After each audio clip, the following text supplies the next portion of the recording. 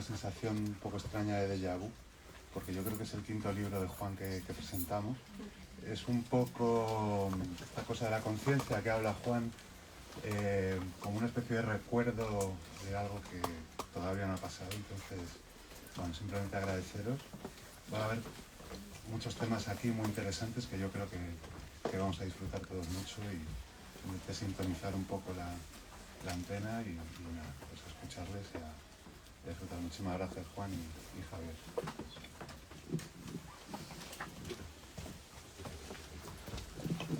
Bueno, muy buenas tardes. Os voy a contar el formato que hemos ideado, con ello que hemos acordado. Yo voy a hablar ahora unos minutos, entre 5 y 10, pero además de verdad, no es como cuando uno promete ser breve y luego en realidad interminable. Yo realmente hablaré entre 5 y 10 minutos, y luego nos ha parecido bien que sea el propio Juan el que haga una primera intervención con cosas que quiere compartir con vosotros. A continuación yo tengo preparadas unas preguntas, pero esas preguntas quieren ser una especie de facilitador, es decir, una ocasión para que Juan exponga algunas de las ideas que están en el libro, que ayudan a una mejor comprensión del libro. Y finalmente llega el momento cumbre que todos esperamos, y es el de que vosotros intervengáis y hagáis preguntas o le formuléis a Juan cuestiones o curiosidades que habéis traído y que tenéis aquí a Juan en persona para que pueda contestar. Entonces no voy a presentar a Juan por 3 motivos. El primer motivo es porque si habéis venido aquí es porque lo conocéis y porque probablemente amáis sus libros. Es posible que haya alguno que odie sus libros y haya venido aquí para intentar expresárselo. Pero en todo caso, a ese que odiador ya lo conoce también y no necesita mi presentación. La segunda causa es porque Juan es una personalidad tan rica, tanto en su vida como en su obra, que simplemente ir enumerando los hechos significativos de su formación, educación, viajes, traducciones, libros de su propia imaginación, libros que son introducciones al pensamiento de otros, libros de ficción, nos llevaría demasiado tiempo. Y la tercera razón por la que no le presento es que la finalidad de la presentación del libro, que es este género de acto colectivo que hoy nos convoca, no es tanto hablar verbalmente del autor, que para eso existe una entrada en la Wikipedia muy bien hecha sobre Juan y que os invito a consultar quien todavía haya partes de su personalidad o de su biografía que estén por descubrir, sino más bien verlo a él funcionando, ver a Juan funcionando. ¿Y cuál es entonces mi papel? Mi papel en la presentación como acompañante de Juan no es, empiezo por decir, no es la de ser algo así como miembro de un tribunal que viene como a juzgar un libro y que le parece bien o le parece mal o le parece regular o que encuentra estas cosas positivas o negativas. No es mi papel. Tampoco es mi papel el de crítico literario que expresa su juicio sobre los méritos, los valores, los quilates del diamante que hoy se presenta. Ese tampoco es, creo yo, mi papel. Y mucho menos para algo que, aunque todo el mundo sabe que no es su papel, todo el mundo sabe que suele ocurrir, y es que el presentador de algo así como una especie de conferencia paralela, extensamente diciendo no solo lo que Juan ha escrito, sino lo que yo mismo he escrito y que es de gran interés. No, mi papel es intervenir con 3 finalidades. La primera es demostrar que me he tomado el libro totalmente en serio. Lo segundo, dar la enhorabuena al autor, porque todo el libro comporta una larga gestación y un alumbramiento, que en este caso es un feliz alumbramiento. Así que es una ocasión para celebrar esta aparición y desear larga vida al autor y a su libro. Y finalmente, la tercera función que en mi papel secundario me asigno es la de ser todo lo expresivo que pueda para invitar a los asistentes a la lectura del libro, si es que todavía no lo han leído. Y empiezo con mi comentario, que he prometido que será entre 5 y 10 minutos antes de las preguntas. habiendo dicho esto, yo creo que estoy más cerca de los 5 que de los 10. La meditación soleada, propuesta para una cultura mental, es, a mi juicio, un libro importante. Se aprecia que su autor, después de tanto estudio y de tantos libros, se ve a sí mismo con energía y madurez para proponer una idea general de la cultura, su propia visión de las cosas. El libro no va sobre nadie, ni va sobre nada en particular, sino que es un libro sobre el todo. Y es un libro sobre el todo de dos maneras. La primera, porque es un libro del todo del escritor, en el sentido de que, no sé si por primera vez, pero desde luego en esta ocasión ocurre, Juan expone su visión filosófica totalmente, su visión omnicomprensiva, más allá de multitud de estudios parciales o históricos anteriores. Por tanto, es un libro sobre la totalidad, primero desde el punto de vista subjetivo, porque ahí Juan lo cuenta todo.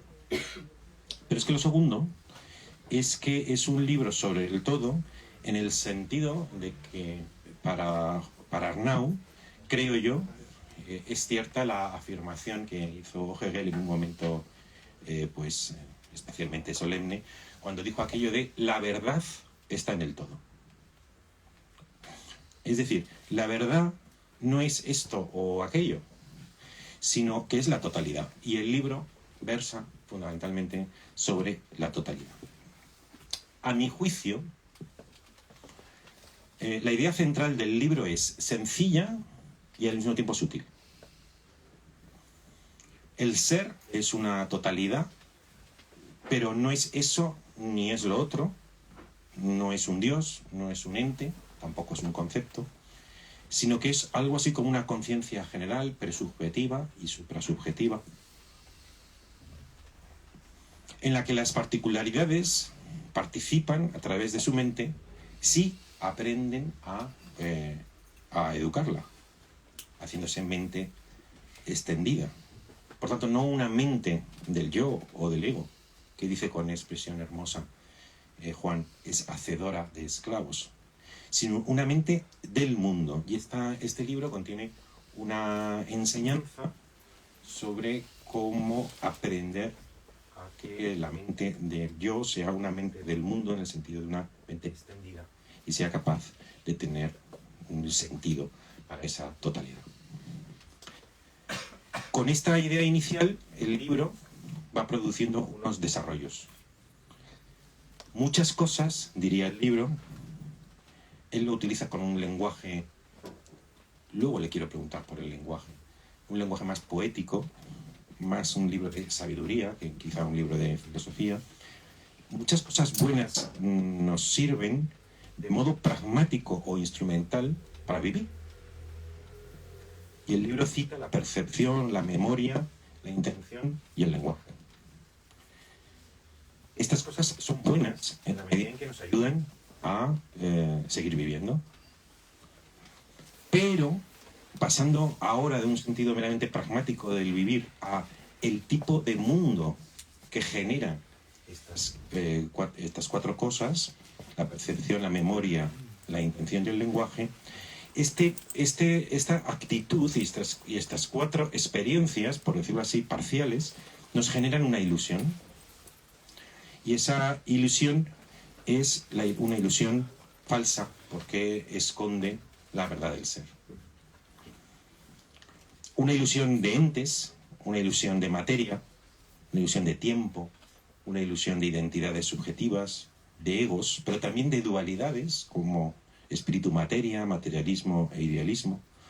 Ilusión de un mundo susceptible de cálculo, de concepto, de causalidades, de razón y de ciencia.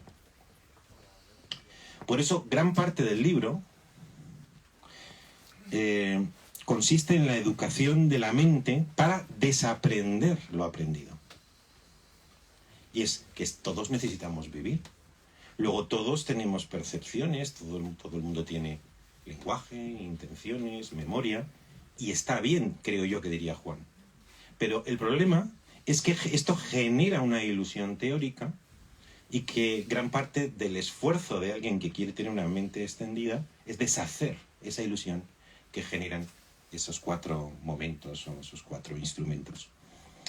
Y se trata, por tanto, de atravesar el velo ilusorio, desaprender lo aprendido, despersonalizándose, liberándose de las angustias del yo y de esas pasiones que tanto nos inquietan, para penetrar a continuación en la experiencia esencial, la del ser, la verdad, el auténtico yo o sí mismo, la totalidad que no se resuelve en uno de los polos de los dualismos antes mencionados, sino que es anterior a esos dualismos y que en todo caso es la fuente de amor entre los dos polos del dualismo. Ese yo que trasciende los meros egos particulares, que no se piensa ni se racionaliza, sino que se medita en una especie de presente continuo, una experiencia de la unidad de ese uno original, donde todas las cosas están entrelazadas. Este sería el resumen mío de esa idea sencilla, porque creo que es fácilmente comunicable, pero hay que reconocer que es sutil. A partir de ese principio se van desarrollando multitud de aspectos más parciales que Juan va proponiendo de una manera que a mí me parece pues seductora de leer, no solamente por el fondo sino también por la forma. Y yo ya he terminado. Tengo entonces las preguntas que le voy a formular, que son solamente esbozos de las buenas preguntas que luego vosotros vais a formular. Pero me paro aquí porque Juan quiere compartir con vosotros algunas ideas. Muchas gracias, Javier. Es un honor que estés aquí conmigo. Nos vimos hace poco en Denia en un desayuno muy divertido, en un festival, y ahí se me ocurrió, porque yo acababa de leer su Universal Concreto, y digo, bueno, pues es un momento para que haya un intercambio, ¿no? Entonces te agradezco mucho que estés aquí. Gracias a todos, lectores, amigos, ahí veo un montón de amigos, por venir a esta presentación.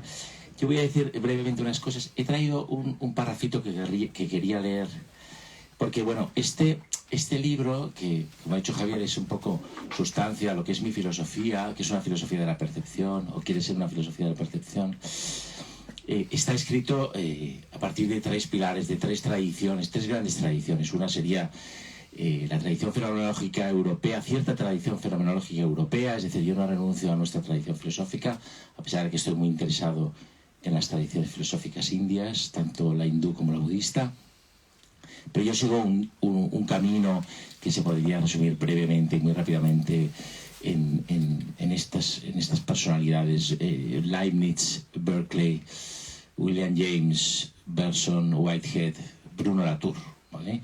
Ese sería uno de los pilares del libro. El otro pilar del libro, obviamente, es el budismo Mahayana, el budismo de Nagarjuna, que es un filósofo al que yo he estudiado durante muchos años, y ciertas tradiciones del Vedanta Advaita, ¿vale?, hindú. Y el otro pilar sería cierta filosofía de la ciencia que entroncaría Thomas Kuhn con Feyerabend, Skolimowski,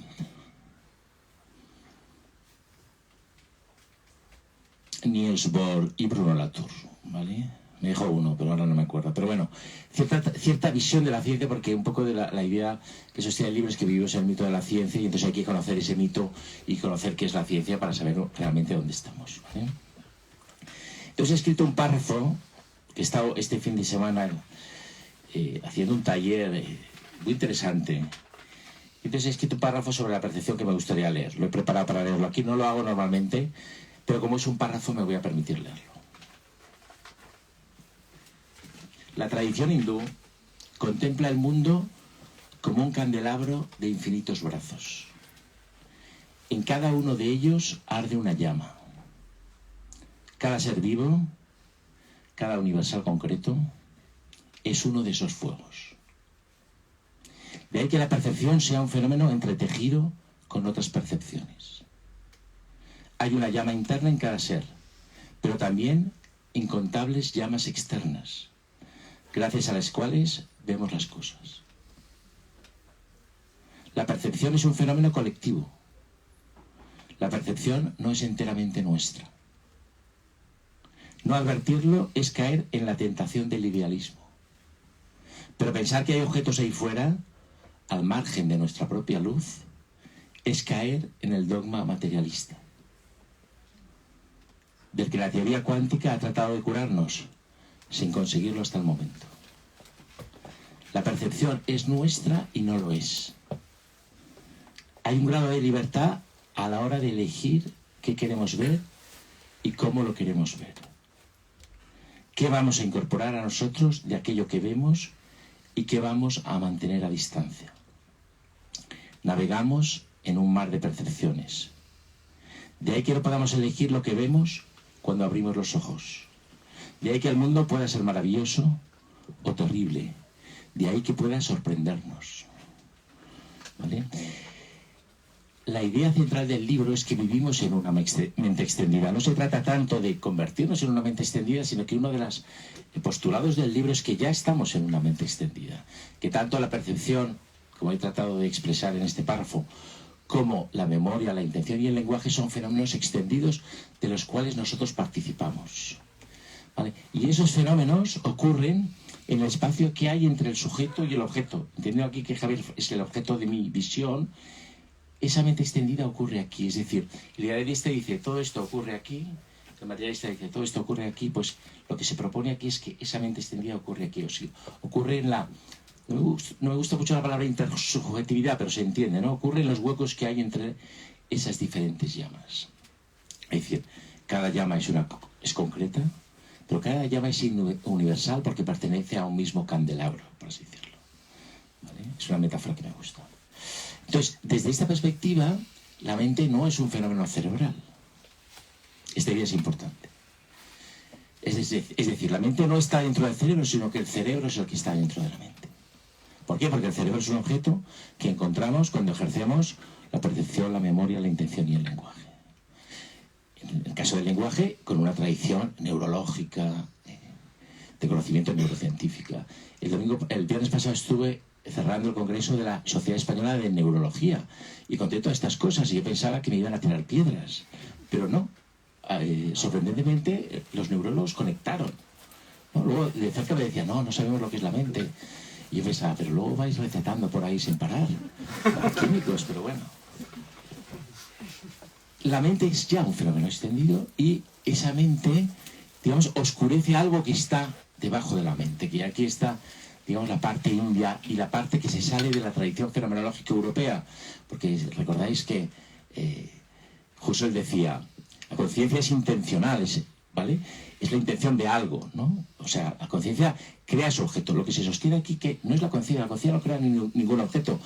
La que crea objetos es la mente y el deseo. O sea, el pensamiento está constantemente creando su objeto. Aquí entraría Skolimowski su idea de cómo las disciplinas científicas van creando cada una su propio objeto de conocimiento, ¿vale? Pero debajo de esa mente creadora de objetos y creadora de deseos, el deseo también crea su objeto, porque cuando nos enamoramos o cuando amamos a alguien, construimos esa personalidad amada, ¿vale? Debajo de esa mente extendida en la que estamos todos, hay una conciencia. Esta es una idea de raigambre hindú y también de raigambre budista, porque los budistas hablarían de la mente pura de un Buda, es decir, todos tenemos un Tathagata Garbha, que se dice en sánscrito, es un embrión de Tathagata, el Tathagata es el Buda, es decir, pero está oscurecido por nuestra mente, está oscurecido por nuestros deseos, nuestras ambiciones, nuestras obsesiones, etc. ¿Vale? Y en el Vedanta Daita, digamos, la conciencia es el origen mismo, está en el origen mismo del universo. El universo nunca empezó, pero el fundamento mismo del universo es conciencia pura, ¿no? Esta es una idea fundamental que contrasta con la idea moderna de la conciencia, que es un epifenómeno del cerebro, como digo muchas veces, ¿no? Según la tradición neurológica y neurocientífica dominante, ¿no? Es decir, vivimos una mente extendida y la modernidad, que yo trazo, no en este libro, en un libro anterior que se llama La fuga de Dios, un poco las grandes etapas de la modernidad, de por qué hemos llegado a pensar como pensamos, tiene, digamos, 4 grandes protagonistas, 5, pero 6 podrían ser, pero bueno, fundamentalmente de lo que quiero hablar es de esa idea, esa intuición de Kant de que tanto la mente como el espacio tanto el espacio como el tiempo es un fenómeno mental, ¿no? Pero desde que Galileo dice en El Ensayador, en un libro publicado hace 400 años, la naturaleza habla el lenguaje de las matemáticas, el siguiente paso lo da Descartes, que dice, bueno, si tú quieres hacer ciencia, tú tienes que matematizar, ¿vale? Y el siguiente paso lo da Newton, que postula un espacio y un tiempo absolutos, como postulado número 8 de los principios de matemática. Entonces, la física matemática tiene un desarrollo espectacular y todas las ciencias durante la modernidad van detrás de la física, quieren parecerse a la física, la biología, la química, incluso la psicología, incluso la antropología. Van detrás de la física y empiezan a matematizar el mundo hasta llegar a el problema que hemos ido generando, que es el problema de la inteligencia artificial o de la invasión algorítmica, como me gusta más llamarlo, que es otra matematización, otra combinatoria, ¿no?, de la realidad. Bueno, pues hay una posibilidad de no entrar en ese camino que como civilización hemos elegido. Hace poco hicimos un encuentro con la prensa y bueno, sacaron un titular un poco exagerado, pero esa ha sido nuestra apuesta civilizacional. ¿Qué pretende el libro? El libro pretende corregir esa tendencia, sabiendo que es imposible. Es decir, nosotros somos lo que somos la civilización que somos y tendremos que acabar como somos. Y no pasa nada en realidad, porque si uno estudia un poco de historia, pues ve que las civilizaciones surgen y declinan y no ocurre nada. Luego todo se empieza a renovar. Pero el libro sí que intenta no una conversión a otras doctrinas ajenas, extrañas, extranjeras, sino una corrección, una interfecundación de lo que es nuestra tradición de conocimiento con la tradición de conocimiento gestada en la India, ¿no? Y que es capaz de ver todo el desarrollo científico en el que estamos inmersos desde fuera y con cierto escepticismo, ¿no? Y yo ya me callo y dejo a Javier que... No, bueno, no te calles, sino que vas a contestar que es lo importante, ¿no? Que es tus contestaciones. Tengo aquí 6 preguntas, es posible que del intercambio surgiera alguna más, pero es también muy posible que alguno de vosotros quiera intervenir sin esperar a que yo haga las 6, en cuyo caso yo por lo menos yo, le invito a que lo haga. Y, de verdad, tomad mis preguntas como calentamiento al partido, que es el momento que vosotros intervenís. En realidad lo que queremos, el objetivo es que sacarle partido a Juan, que está aquí delante, y explotarle todo lo que podamos. Entonces, tengo 2 preguntas, la primera y la segunda están relacionadas, pero empiezo por la primera, que es muy sencilla. ¿Qué posición dirías tú que ocupa este libro en tu amplia bibliografía? Bueno, este es mi libro más importante. Bueno, esto lo dicen todos los escritores cuando presentan un libro, ¿no? Es una estrategia de venta, pero este lo es de verdad porque sintetiza todo, pues, a donde yo he llegado. Esta es mi aportación a la filosofía española, a la filosofía europea, cósmica, a donde llegue. Esta es mi aportación. De hecho, he tenido una pequeña crisis, ¿no? Porque no sé si a ti te pasó con Universal concreto, pero porque, bueno, dices, bueno, ¿y ahora qué? ¿Ahora qué hago? ¿No? ¿A qué me dedico? ¿No? A profundizar en lo que plantea el libro, pero sabéis que hay gente que, Schopenhauer, por ejemplo, escribió un único libro y estuvo toda la vida dándole... Lo escribió relativamente joven, pero luego toda la vida estuvo dándole vueltas. A mí no me apetece eso, la verdad. Estar dándole vueltas al libro, pero bueno, he sentido cierto vacío. Además, me he acreditado como catedrático, que es algo que nunca soñé que iba a ocurrir, porque yo siempre me he considerado un outsider y alguien que ha ido por libre. Y entonces tengo cierto vacío existencial, cierta crisis, ¿no? Entonces no lo sé. Ahora estoy leyendo a santos hindúes que me sientan bien, pero igual me dedico a vestir santos o a hacer tiras de santos, no lo sé. Pero es cierto que he tenido una cierta crisis con esto. Pero porque sí que es un libro central en tu producción. Es el libro más importante que he escrito y es un poco a donde llevan todos mis libros, ¿no? Y todos mis estudios, porque yo no solo he escrito ensayos, y he escrito ficción filosófica, sino que he estudiado a fondo ciertas tradiciones indias, las he traducido al sánscrito, es decir, todo eso ha sido mucho estudio, ¿no? Y todo eso conduce aquí. Es una propuesta híbrida, es una propuesta de interfecundación entre Oriente y Occidente, entre el humanismo y la ciencia. Es una propuesta que no descarta la ciencia, sino que descarta cierta visión de la ciencia. bueno, no voy a decir estas cosas que han ocurrido recientemente, pero hay gente que es muy intransigente, ¿no?, con su visión de la ciencia y muy provinciana en cierto sentido, y bueno, a veces ocurren cosas, ¿no? Entonces, bueno, este libro trata de conciliar esos dos mundos, Oriente y Occidente, ciencia y humanismo. ¿Y es el libro que querías escribir? Sí, es el libro que quería escribir. Yo ahora no, sabéis que el que escribe un libro es el único que no es lector de ese libro, es decir, que ya no lo puede leer. A mí me gusta escribir, puedo incluso corregir, pero no me gusta releerlo todo. Entonces, no lo sé. Pero se parece bastante el libro que querías escribir antes de empezar a escribirlo. Yo creo que nunca se parecen, ¿no? Porque yo creo que el libro se va haciendo a sí mismo y va diciendo esto sí, esto no, esto dentro, esto fuera. Yo tengo un consejo para los doctorandos, que es muy buen consejo, pero vale también para los novelistas y para los que quieren escribir algún ensayo.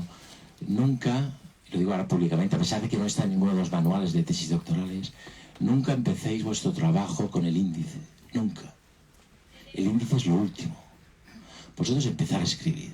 Y cuando tengáis un montón de 100 páginas, esas 100 páginas os darán la estructura. Entonces, con esas 100 páginas ya haréis un protoíndice. Luego seguís escribiendo. Cuando tengáis 100 más, esas 100 más os darán, afinarán ese índice. Y ahí entonces ya tenéis el libro. Si empezáis por el índice, estáis muertos, ¿vale? Porque el índice es una cárcel, ¿no? Yo quiero hablar de esto, quiero hablar de esto. Entonces, bueno, pues el libro se ha ido haciendo, ¿no? Ha tenido un formato que me gusta como ha quedado, o sea, estoy contento. Pero ya te digo, no lo he leído entero ni lo pienso leer, o al menos cuando, no sé, cuando sea muy mayor, no lo sé. La siguiente pregunta es una pregunta que tiene su aquel. Porque leyendo tu libro, uno sabe qué opinión tienes sobre el ego.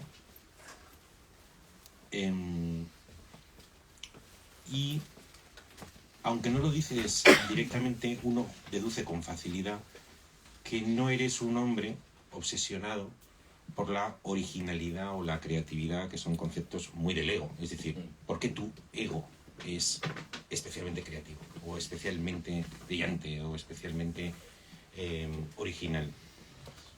Pero con todo, eres autor de libros. Eso le pasaba, por ejemplo, a San Juan de la Cruz.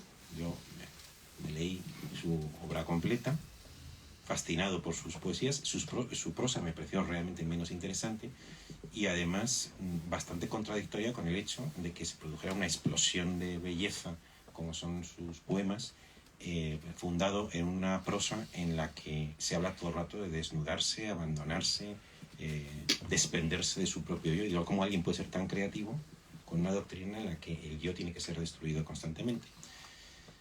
Entonces mi pregunta es, el libro que hoy presentamos, ¿es un libro que trata de reflejar tu personal visión de las cosas o es una actualización de la filosofía india en el siglo XXI para un estudioso y un ciudadano de Europa? ¿Es tu visión personal? ¿Eres en cambio el administrador y actualizador de una filosofía india en el contexto occidental del siglo XXI? ¿Dónde te reconoces? ¿En la originalidad o en la administración? Hombre, yo creo que lo que tiene de original el libro es que es una síntesis inédita, ¿vale? Es una síntesis inédita de tradiciones, es decir, en ese sentido el libro tendría ego, ¿no? Porque nadie ha hecho esta síntesis. Pero por otro lado, al ser síntesis de tradiciones, digamos, muy antiguas y muy celebradas y muy profundas, bueno, pues ahí hay una sustracción del ego. Bueno, yo esto lo he hablado mucho con amigos y escritores. O sea, el artista en general tiene que tener un ego fuerte porque todo lo saca del ego. Esto es un hecho.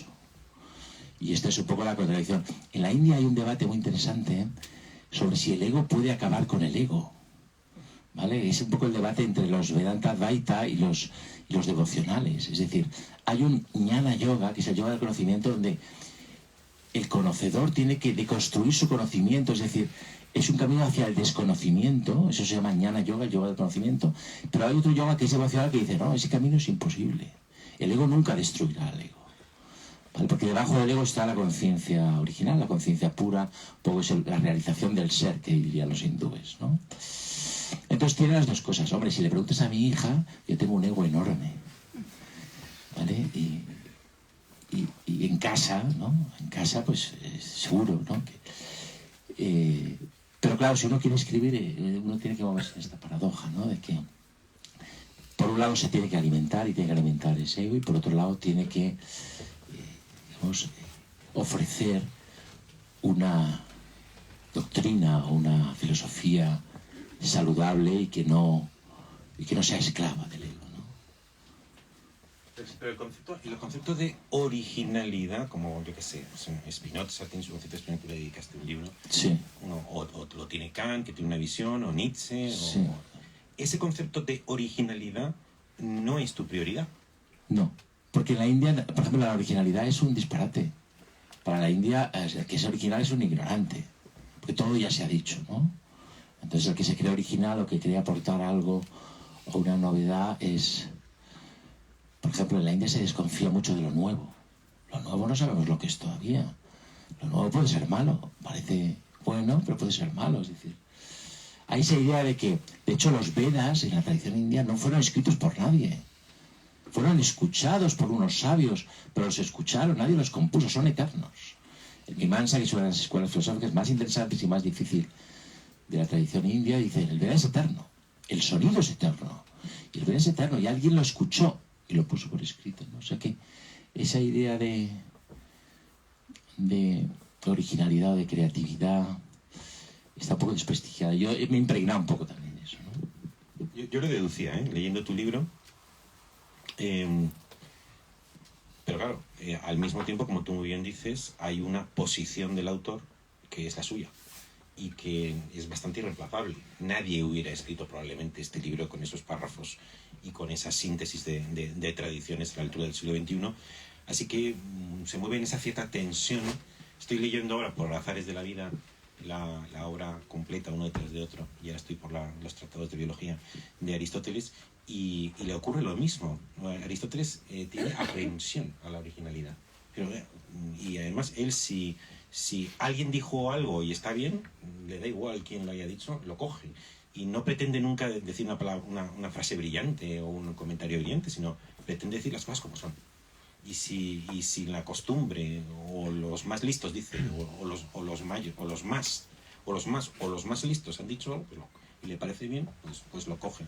Así que el concepto de originalidad que es compatible, como se ve en el caso de Aristóteles, con una cierta genialidad en la exposición. Y ahora voy a hablar también de la forma. Porque claro, quien lea este libro verá que es un libro donde abundan las frases y enunciados copulativos y atributivos. No es un libro que pretenda persuadir mediante la argumentación, sino que son enunciados esenciales. Convenientemente, está muy bien escrito, es un placer leerlo, tiene frases y metáforas y observaciones muy, muy bellas, pero me pregunto si estarías de acuerdo en que, como anticipé al principio, más que propiamente un libro de filosofía, es un libro de sabiduría. ¿Estarías de acuerdo con eso? Bueno, me gustaría que lo fuera. Yo soy un gran creyente. Yo me he criado intelectualmente con Nagarjuna. Nagarjuna era un hombre que sostenía que la mejor posición intelectual era no tener ninguna posición, ¿vale? O sea, él de hecho tiene un capítulo maravilloso en su Mula Madhyamaka Karikaja contra las opiniones. Es decir, un budista no debe tener opiniones. Debe conocerlas todas, debe conocer muy bien la lógica, ¿vale? De hecho, Nagarjuna es un experto en lógica que se dedica a deconstruir la lógica, ¿no? La lógica, como sabéis, tiene como 4 motivos, 4 momentos, ¿no? Esto lo explica muy bien Vicente Fatoni, que es el primer orientalista hispano, digamos. El primer momento es el momento prelógico, que es el momento afirmativo, se afirma todo. Es un poco como los sueños afirman todo, los sueños no se niega nada. Es el momento prelógico, luego está un momento formal, que es el momento regido por la identidad, ¿vale? Sí y no, ¿vale? Y no son compatibles. Luego está el momento dialéctico, sí y no pasan a ser compatibles. Y luego está un momento más allá de la lógica, digamos, descartamos el sí y el no. Entonces, en ese sentido, el libro se mueve en ese estilo, más de sabiduría que de argumentación. Y luego yo soy un gran creyente de esta frase de Emerson, que cito mucho, que dice, nadie convence a nadie de nada.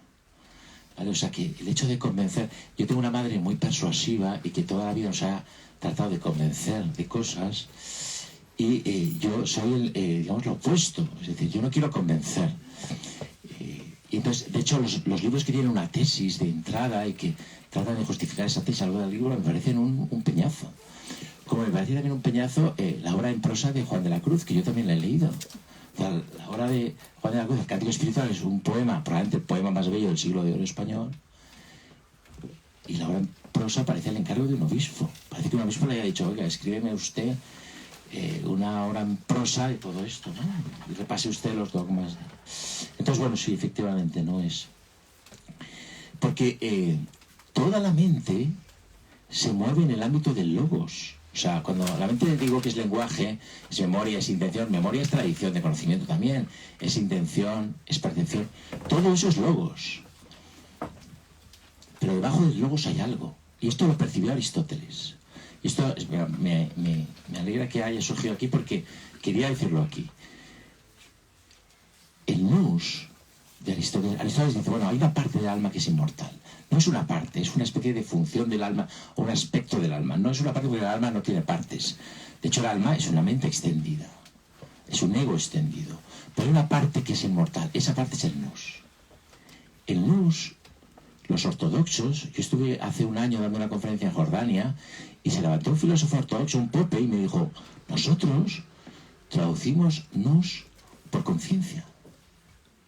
No conciencia moral, por supuesto, conciencia en el sentido de saberse ser, en un sentido fenomenológico.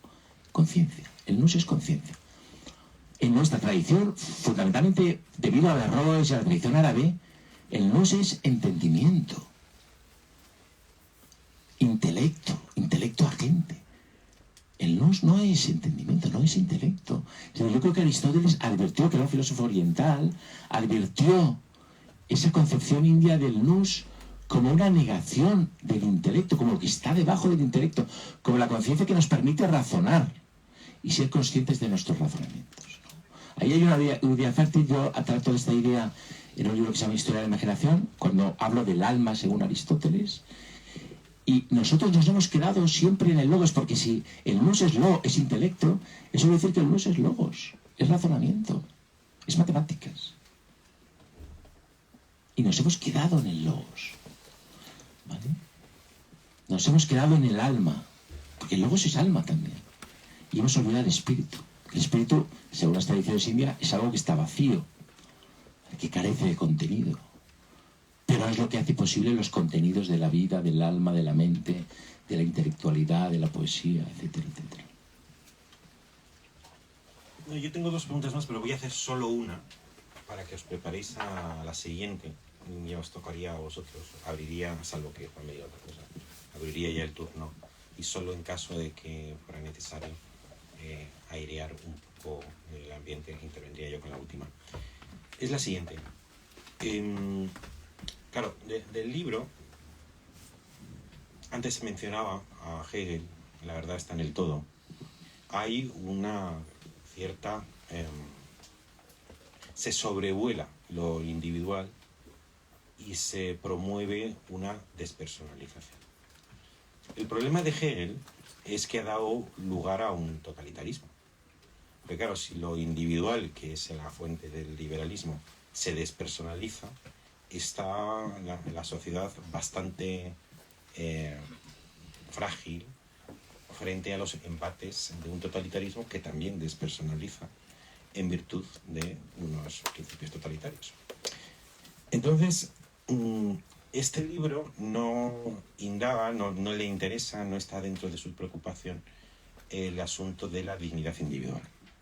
Es más, la dignidad que no se niega, aquello que piensa que lo individual es un factor de resistencia absoluta, debe más bien aprender a disolverse en una conciencia que es supraindividual.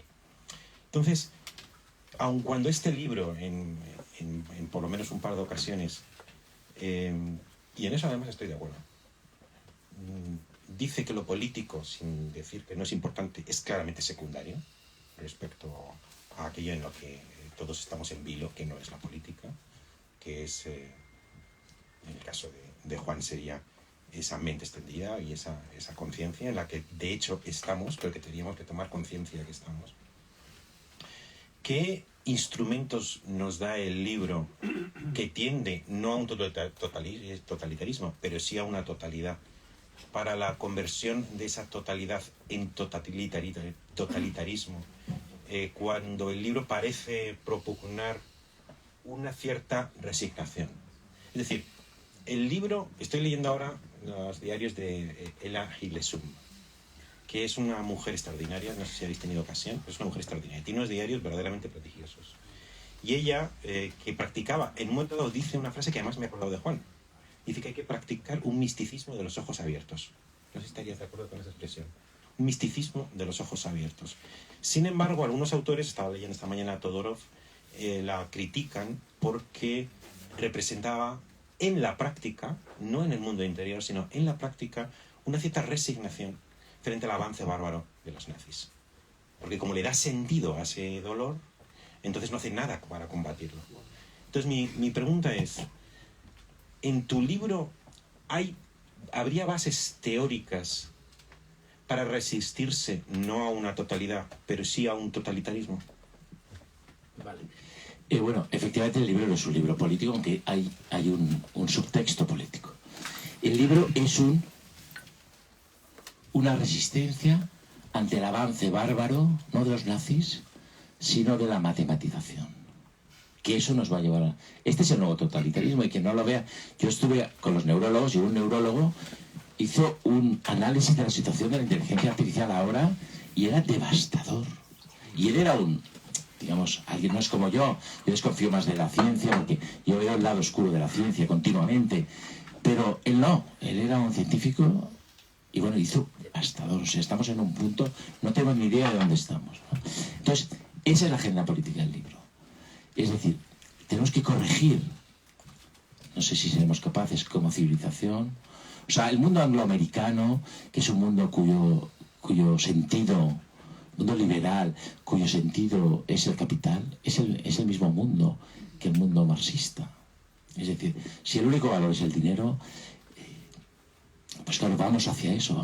De hecho, ahora lo vemos, pues las grandes fortunas se multiplican, se van a multiplicar más, los 4 o 5 ricos serán todavía más ricos, etc.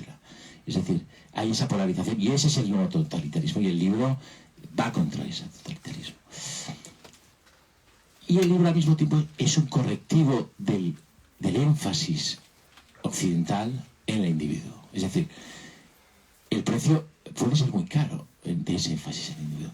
Pero eso no quiere decir que uno, por no poner el énfasis a lo largo de su vida en el individuo o en lo que él logra, eso no quiere decir que esa persona, que insisto, se sabe en una mente extendida y está buscando continuamente el origen, es decir, la conciencia a través de métodos como la meditación soleada, es decir, métodos de atención con los ojos abiertos, es decir, ahí hay una dignidad enorme y profundísima, que además va a hacer bien al mundo. Esto yo estoy convencido. Y del mismo modo que estoy convencido que nuestra deriva es imparable, estoy convencido de que es posible, antes de caer en el totalitarismo al que nos va a someter la matematización de la realidad, ¿vale?, es posible vivir dignamente, ¿vale?, hasta el final, ¿vale?, y resistirse de una manera íntima a esa tendencia. No sé si te contesto. ¿Alguien le apetece hacer una primera intervención? Bueno, ya lo has dicho más o menos, pero uno que está aquí y que ve la meditación soleada, ¿por qué ese título? Había entendido lamentación soleada. ¿Por qué ese título? Bueno, vamos a ver. Porque es una meditación con los ojos abiertos, es una meditación... Yo tengo una serie de prácticas, lo que pasa es que no he querido ponerlas en el libro. Porque yo soy un filósofo y este es un libro de filosofía con cierto tono, digamos, antiguo y poco argumentativo, pero yo no he querido hacer un manual, ¿vale? tengo una serie de prácticas, lo llamo Eniada porque son 9 prácticas, quería hacer 9. Soy un gran admirador de Plotino. Plotino es el primero que dice: el tiempo no se puede reducir al movimiento, que es lo que va a hacer Newton. Y toda la tradición neoplatónica es una resistencia a convertir el tiempo en movimiento, es decir, a espacializar el tiempo, que es el factor fundamental. Pero si tú no espacializas el tiempo, que esto es lo que hace la cuántica, tú no puedes matematizar la realidad. Al menos la puedes matematizar de un modo mecanicista, que es lo que hace Newton. ¿Vale? Entonces, bueno, hay 9 prácticas, pero yo no he querido que estén en el libro. Tengo una chuleta, las podría leer, pero creo que no hace falta. Pero básicamente es un modo de... La idea esencial que podemos traer de las prácticas de meditación. Yo doy una asignatura en la universidad, que aquí tenemos a algunos que han venido a participar y a compartirnos su modo de meditar, que se llama técnicas de meditación. La técnica de meditación para mí más importante es...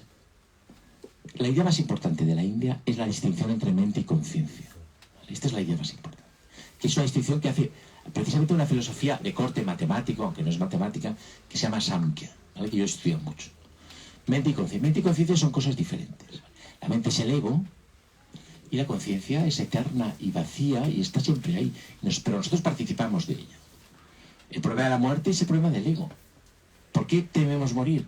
Porque tememos dejar de ser quienes somos. Nos hemos acostumbrado a nosotros mismos, tememos. El problema del ego y el problema de la muerte es el mismo. Hay ciertos momentos de la vida donde uno se puede conectar a esa conciencia. Y esos momentos son cuando uno está atento. Y entonces, yo estoy haciendo un libro para Jacobo Siruela que se llama Atman, Presencia del Origen. Es un libro hindú, digamos, de donde yo sintetizo ciertas ideas que me interesan de la tradición hindú y de algunos santos hindúes. Y la idea fundamental es que cuando uno es consciente, está atento a algo, uno trae la conciencia, esa conciencia que está en el origen, que está siempre ahí, la trae al presente. ¿Vale? Las mejores interpretaciones de la mística son aquellas que dicen que la mística no habla de una eternidad como un tiempo prolongado. La mística habla de la eternidad de la hora. Es decir, si yo estoy atento ahora a algo, yo estoy trayendo al origen, dicho en términos teológicos, estoy trayendo a Dios al momento presente, al juego de la existencia. Y eso es la meditación soleada. Y eso se puede hacer con los ojos cerrados, pero mi propuesta es hacerlo con los ojos abiertos. Vale.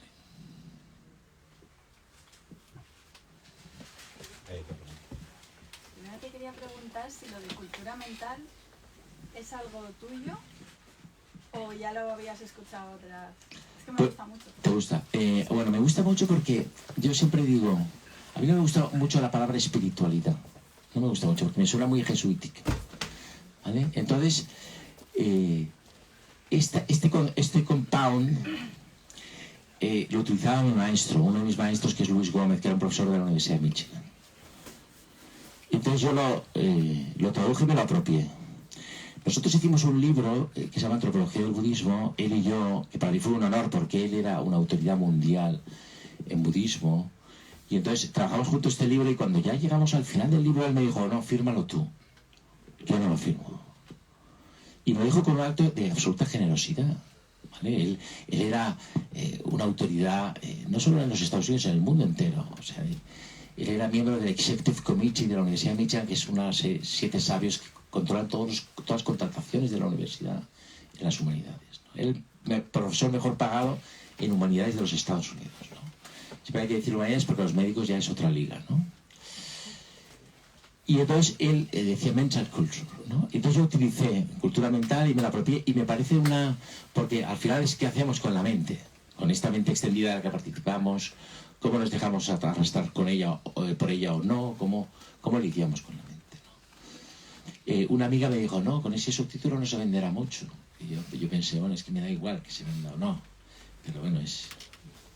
A mí es que me gusta y te lo he cogido prestado, por eso te lo pregunto. Vale, me parece muy Luego bien. la otra pregunta era sobre el origen, que yo ando últimamente un poco obsesionada con ese tema y justo además habéis hablado de la creatividad, tú has escrito sobre la imaginación, entonces creo que son dos términos que a veces se confunden y yo la creatividad lo relaciono más con conectar con ese origen y la imaginación todavía me cuesta un poco comprenderla. La relaciono más como la versión, como la copia barata a veces de la creatividad. ¿La qué? Como la copia barata. ¿Pero qué palabra? Imaginación. Sí. A veces la veo un poco como... Claro. Hombre, la originalidad es la conexión con el origen, es decir... Creatividad, perdón. Claro, la creatividad. Este universo es un origen de carácter unificante, ¿vale? Entonces, cuando uno conecta con el origen, o sea, este universo no para de crear, y crea a través nuestro, ¿vale? Y esa creación es nuestra, pues, hasta cierto punto. Es decir, cuando uno firma un libro, bueno, pues esto lo saben nuestros autores, lo saben todos los pintores, es decir, bueno, uno está ahí, firma y se lleva los derechos, pero no es del todo legítimo porque forma parte de... Hombre, es complicado. Yo ahora, con este libro que estoy haciendo, dudo, porque a mí me gusta la palabra origen. El subtítulo del libro se llama Atman y el subtítulo es Presencia del Origen. Pero hay una palabra que me gusta mucho que utiliza Juan de la Cruz, que es la fonte. La fuente, ¿no? Es decir, se pueden utilizar muchas palabras, ¿no? O la conciencia, es decir... Pero básicamente, cuando somos creativos, las estamos poniendo a jugar ese origen. Claro, la expresión está de fons et origo, fuente y origen. Claro, fuente y origen. Hay un título de una obra que me gusta mucho de Gebser que se llama Origen y Presente. Porque un poco la idea esencial de la India es que el origen y el presente es la misma cosa. El origen y el presente es lo mismo. Por eso el universo es tan creativo. Porque el origen está presente continuamente. Creando a través nuestro, creando él, da igual. Las atribuciones da igual. Como dice Ramakrishna, la relación con el origen puede ser de cualquier tipo, puede ser de amigos, de padre e hijo. O sea, por ejemplo, el Islam. El Islam tiene una relación con el origen de sumisión, ¿vale? Sabéis que Islam significa sumisión, de temor de Dios. Es un temor de Dios, yo diría que exagerado, ¿vale? Pero Ramakrishna, otros, bueno, es que esa relación puede ser de muchos tipos, de padre e hijo, de esposo a esposa, ¿no? De amigos, de cómplices. A Salvador Pallà le gusta mucho la idea esta del Dios cómplice, ¿no? Y el Dios débil, ¿no? Al que tú ayudas, ¿no? Hay muchas... Te saco una frase del libro en la que dices: el cuerpo es el contenido de la mente y la mente es el contenido de la conciencia. ¿Cómo se articula? Vale. Estos, digamos, son los tres grandes actores de la filosofía india. Hay una conciencia original, que es de la que surge todo. Y desde esa conciencia surge una mente, ¿vale? El Sankhya lo explica así. El Sankhya dice: este universo es una relación erótica y magnética entre Prakriti y Purusha. Es decir, entre la conciencia y la naturaleza. Esto le gustaría a Aristóteles, porque además la visión de la fisis de Aristóteles, que sabéis que fisis es naturaleza, Descartes es el primer pensador, ahora voy, pero me voy a dar un pequeño radio. Descartes es el primer pensador que dice: yo no quiero una física animista como la de Aristóteles, yo quiero una física mecanicista. Y Descartes es el primer pensador moderno que no refuta a Aristóteles, lo ignora. O sea, lo ignora. Hasta Descartes todos los pensadores han tenido que referirse a Aristóteles, todos. Los medievales, por supuesto, pero los anteriores a Descartes. Y Descartes ya dice directamente: yo no quiero una física, es decir, no quiero una naturaleza animista como Aristóteles, donde todo está vivo, eso es la fisis. Quiero una física, una naturaleza mecanicista. Fijaros el reduccionismo, ¿vale? Ahí están todas las ingenierías, ¿sabéis? Yo cuento mucho esta anécdota, ahora vuelvo, de Samuel Butler. Samuel Butler es un tipo que plantea el problema del maquinismo y de cómo las máquinas pueden ser una amenaza para la humanidad, ¿vale? Lo plantea en el siglo XIX. Y entonces él tiene un artículo muy bueno que se llama Darwin Among the Machines. Darwin entre las máquinas, donde dice: bueno, la máquina, el único defecto que tiene frente al hombre es que no se puede reproducir, ¿vale? No sabe hacer el amor, no sabe copular. Y entonces dice: pero entonces la máquina, ¿qué hace? Hace como la abeja, seduce a otra especie para reproducirse. La abeja, perdón, hace como la flor, seduce a otra especie. La flor seduce a la abeja va a la flor, toma el néctar y se reproduce. ¿Qué hace la máquina? La máquina seduce a otra especie. ¿A qué especie? Al ingeniero. De que gracias a los ingenieros las máquinas están follando sin parar ahora, y reproduciéndose a una velocidad de vértigo, ¿vale? Entonces, de esa conciencia sale una mente. Entonces ellos dicen: conciencia y naturaleza, lo primero que sale de la relación entre... Esto es maravilloso en el Samkhya. La primera emanación, porque el Samkhya es un poco como la filosofía de Plotino, la primera emanación de la relación magnética, erótica entre conciencia y naturaleza es inteligencia, es buddhi, se dice así. Pero es una inteligencia donde no hay todavía un yo. es una inteligencia cósmica. Es un poco como la radiación, la sopa cósmica esta de después del Big Bang, donde no hay todavía individualidades, no hay átomos, hay una radiación, pues hay una inteligencia cósmica. De esa inteligencia cósmica nace un sentido del yo, ahamkara, se dice en sánscrito. Nace el primer individuo, es decir, la inteligencia se fabrica un yo para poder desarrollarse. Ahí empieza la individualidad, pero que es tardía, y de esa individualidad viene la mente. Entonces, los sentidos internos en la tradición india son inteligencia, sentido del yo y mente. Eso sería lo que es el alma en Occidente. ¿Vale? Pero eso está tapando una conciencia original. Y todo el secreto de la sabiduría india es realizar. Ellos dicen realizar el ser. ¿Qué es realizar el ser? Entrar en contacto de una manera más o menos sostenida, nunca puede durar mucho tiempo, eso es el llamado samadhi, con esa conciencia original. ¿Vale? Entonces hay tres grandes actores: conciencia, mente y cuerpo. Esta idea es de Leibniz. Leibniz tiene la idea, me gusta mucho y repito mucho, es la mente se crea un cuerpo. La mente es la que controla el cuerpo. Y la mente se hace un cuerpo. Los budistas, cuando uno muere, explican la transición a otra vida precisamente porque la mente no sabe estar sin un cuerpo y se tiene que buscar un cuerpo, ¿vale? No sé si he contestado. Sí. ¿Qué más? Hola Juan, mencionas en este libro, no sé si lo pronuncio bien, a Hipólito Desideri, Sí, que lo mencionas también en La mente diáfana, sí. y una vez te escuché decir en una conferencia maravillosa que tenías en tus planes futuros escribir algo sobre él. No sé Sí. si todavía mantienes ese anhelo, ese Pues plan. mira, ahora que me he quedado sin trabajo, pues... Bueno, Hipólito Desideri es un jesuita toscano que es el primer europeo que entiende el budismo, ¿vale? Sabéis que los jesuitas tenían esa pasión por el conocimiento. Además, los jesuitas, si tú les pides, si tú quieres estudiar, ellos te dan dinero y te mandan a donde sea esto. Entonces yo pensaba, porque hay un encuentro fabuloso, que esto lo ha estudiado una académica de la Universidad de California. Es decir, es posible que Hipólito Desideri se encontrara con David Hume en la Flesh, que es donde David Hume se retira de joven y de ahí sale con el Tratado de la Naturaleza Humana, que es el gran trabajo de Hume, ¿vale? Muy joven. Entonces ahí es una especie de colegio mayor donde hay una gran biblioteca y él se va. Previamente estaba ahí Descartes, ¿no? Descartes, ¿vale? Entonces es posible que Desideri, que se va al Tíbet y vive en un monasterio, se encontrara con Hume, porque Hume tiene un párrafo del Tratado de la Naturaleza Humana, un párrafo muy importante que se ha citado mucho. Busco a yo y no lo encuentro una sensación. Ese párrafo es budista. Esos son los skandhas budistas, ¿vale? Lo que llamamos yo en realidad es pues los 4 skandhas: Namarupa, Vedana, Samskara y Vijnana, ¿vale? Entonces es posible que se encontrara. Entonces hubo una tipa que hizo un estudio, digamos, histórico exhaustivo, y la conclusión de su artículo es que pudieron encontrarse o pudieron no encontrarse, ¿vale? Pero lo dejaba abierta, podía haber descartado, ¿no? El encuentro era imposible por fechas, tal, o el encuentro seguro que ocurrió. Entonces mi idea era hacer una novela, no sé si la haré, la cuento mucho a ver si alguien me roba la idea y no tengo que hacerla, pero David Hume se va a morir. La muerte de David Hume es muy importante porque Hume muere como un santo, muere en absoluta paz.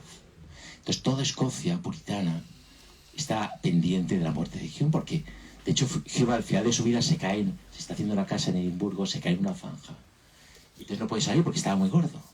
Y yo en una pescadera, esto lo cuento en el manual de filosofía portátil, y le dice: sé quién eres, David Hume, ateo, o te retractas o no te saco de ahí. Y Hume, por supuesto, se retracta y sale de la zanja y tal. Pero está toda Escocia pendiente y él muere como un santo, muere en paz, ¿vale? Entonces la idea de la novela era empezar con Hume, que sabéis que escribe su pequeña biografía, que son 4 páginas al final de su vida, entonces ir hacia atrás y decidir ir hacia adelante, porque Desideri hace una odisea fabulosa por el Tíbet que me recuerda al Renacido, porque incluso duerme con un caballo que está moribundo y se abraza al caballo, hace mucho frío. Bueno, es una odisea tremenda hasta que llega a Lhasa. Y entonces contar en paralelo Hume hacia atrás, Desideri hacia adelante, hasta terminar con un último capítulo que sería el diálogo y el encuentro en la Flesh, que sería lo más difícil de escribir. Pero bueno, no lo sé. Mis ficciones filosóficas, de hecho, no han ido muy bien entre los lectores, entonces no sé si eso es una señal. O sea, mis editores están muy contentos, pero dicen, bueno, esto se podría haber vendido un poco más. Hay que insistir. ¿Qué más? Quizás le quería hacer una pregunta, no sé si está vinculada con el libro o no, pero ha hablado usted de inteligencia artificial y también de este médico que yo como una presentación un poco da miedo quizás. ¿Le gustaría explicarnos un poco cómo lo ve, a dónde ve que esta revolución le está guiando y bueno, para el ser humano? Claro. Yo veo que estamos cavando de una manera entusiasta nuestra propia tumba, ¿no? ¿Por qué lo estamos haciendo? Pues fundamentalmente por el interés. Es decir, el CEO de una compañía pues quiere más productividad, quiere más dinero, quiere más. Y la codicia nos va a sepultar. La codicia de gente con mucho poder y con mucha afición, mucha ambición y que va a generar una serie de problemas. La mayoría de los problemas que vamos a afrontar en los próximos años están relacionados